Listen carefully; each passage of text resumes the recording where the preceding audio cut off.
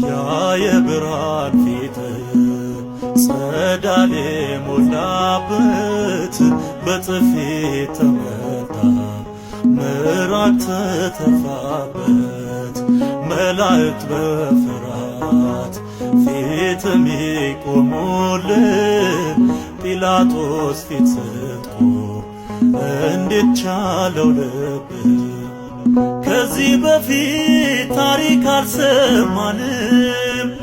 ወደፊትም አይናችን አያይም